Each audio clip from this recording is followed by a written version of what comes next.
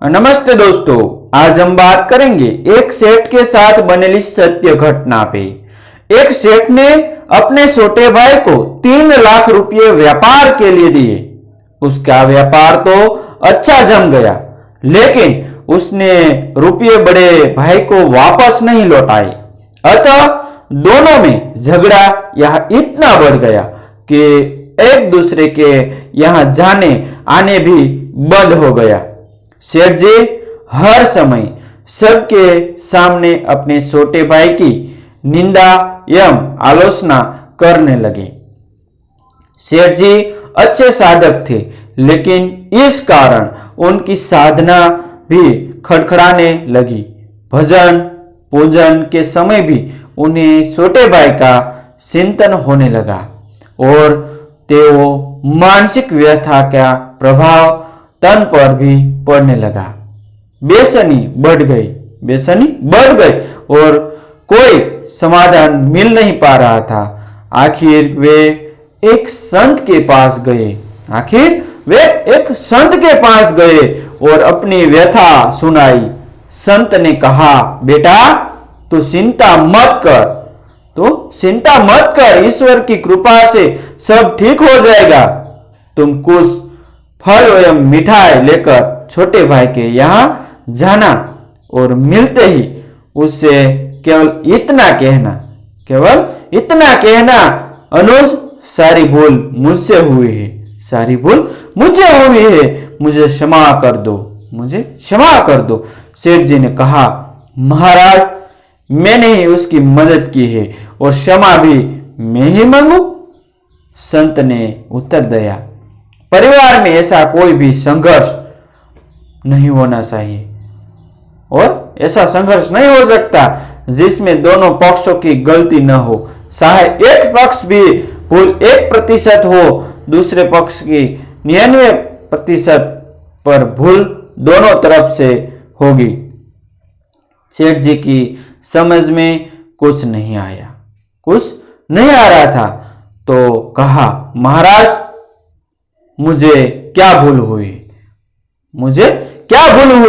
बेटा तुमने मन ही मन अपने छोटे भाई को बुरा समझा, उसकी निंदा आलोचना एवं तिरस्कार किया, उसके दोषों को देखा, अपने कानों से उसकी निंदा सुनी और तुम्हारे हृदय में छोटे भाई के प्रति क्रोध एवं घृणा यही सब है। तुम्हारी भूल अपनी इन भूलों से तुमने अपने छोटे भाई को दुख दिया है।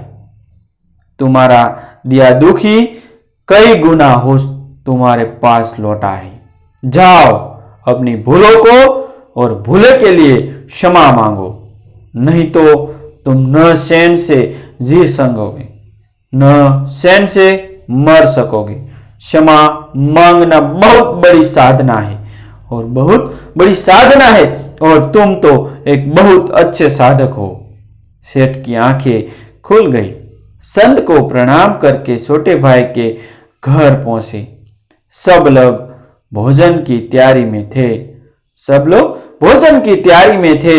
उन्होंने दरवाजा खटखटाया तो दरवाजा उनके भतीजे ने खोला। सामने ताऊजी को देखकर अवाक रह गया और खुशी से झूमकर जोर जोर से चिल्लाने लगा, मम्मी पापा देखो कौन आए। ताऊजी आए हैं।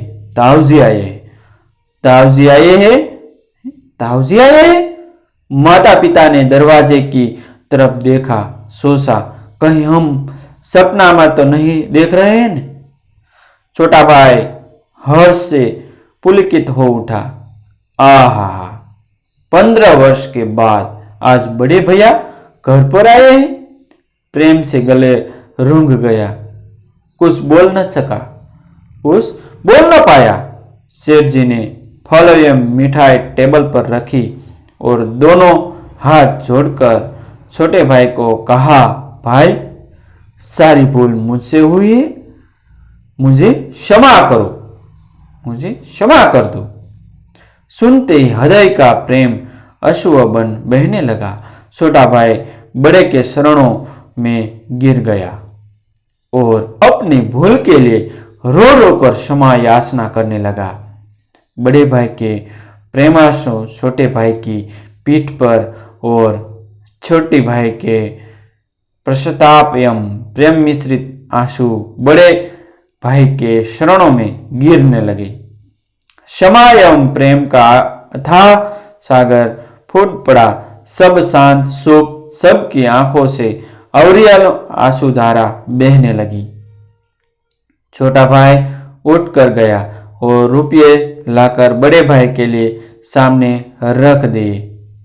बड़े भाई ने कहा, भाई आज मैं इन कौड़ियों को लेने नहीं आया, मैं तो अपनी भूल मिटाने अपनी साधना को सजी कर देश का नाश करके प्रेम की गंगा बहाने आया हूं। मेरा आना सफल हो गया, मेरा दुख मिट गया, अब मुझे आनंद का एहसास हो रहा है। छोटे भाई ने कहा भैया जब तक आप ये रुपये नहीं लेंगे तब तक मेरे हृदय की तपन नहीं मिटेगी। कृपा करके आप ये रुपये ले ले। सेठ जी ने छोटे भाई से रुपये ले लिए और अपने इच्छा अनुसार अनुज, बंधु, भतीजी में बांटे दिए। सब कार में बैठे घर पहुंचे। 15 वर्ष बाद उस अर्धरात्रि में जब पूरे परिवार का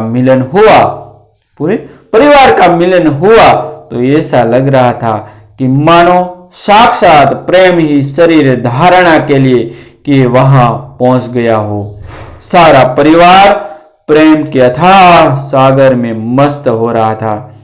क्षमा मांगने के बाद उसे सेठ जी के दुख, चिंता, तनाव, भय, निराशा रूपी मानसिक रोग जड़ से ही मिट गए और साधना सजी हो उठी।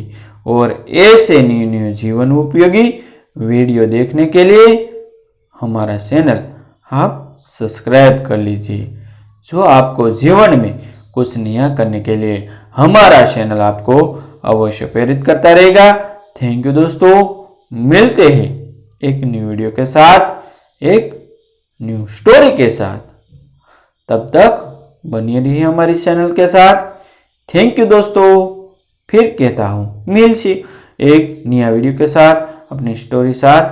तब तक बनिए रहिए हमारे चैनल के साथ।